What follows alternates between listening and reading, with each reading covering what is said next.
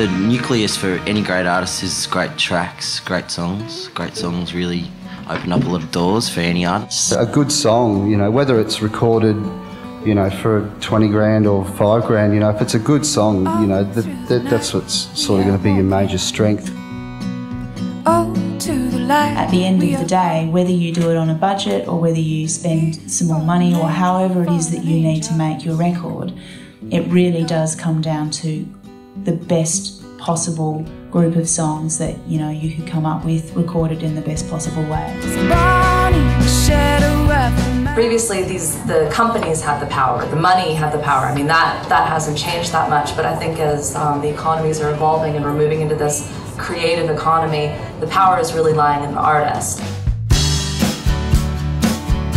Music's a lot easier for me. I pretty much, whenever I pick up a guitar or sit at a piano or whatever, I usually get some sort of little idea that develops pretty quickly, and then lyrics are a nightmare. In this day and age, what's becoming increasingly critical is the direct relationship between the band or the artist and the fan. People can use the internet and reach out all around the world, and you might make even a fairly, not a terribly popular genre of music in Australia, but you might have a little market in 100 countries around the world, and all of those people make up a lot of fans.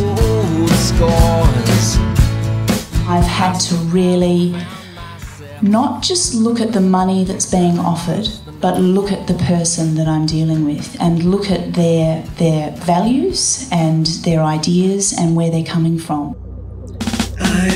Rules of thumb that I use is you need to have new content on your sites every 3 weeks to make it, keep it fresh and interesting. So, because you want people to keep coming back, and if you've got the same stuff there all the time, it's boring, they don't come back. So you can still get a really good sort of, you know, base following just by how well you perform live and how you engage with people. That's one thing to have all the online sort of components all lined up like little ducks, which we do, but if we don't have the artists actively selling themselves as well, then those ducks aren't all lined up. Nothing is really orthodox in current work. It is quite organic though, so we tend to work everything from the ground up and get a vision quite early on. The merch stand is possibly the most important place. It means you get to see the other bands, so you don't tell the stage guy, awesome show, embarrassingly, after the show. And you get to meet people and find out exactly what they think. Try not to be too desperate when you're sending your music out. Just keep it simple, and information is so important. Like, write where you're from, you know, do your bio so that, you know, it's not too many words, but at the same time, we know who you are, what you're doing, and where you're trying to go. All the rules are changing, you know, and what I want to get across to everyone in this room, if you're about to put out a record, is like, you've got the power. You know, these old models don't, you know. It's changing and it's inspiring and it's hopeful. No one ever loses their way.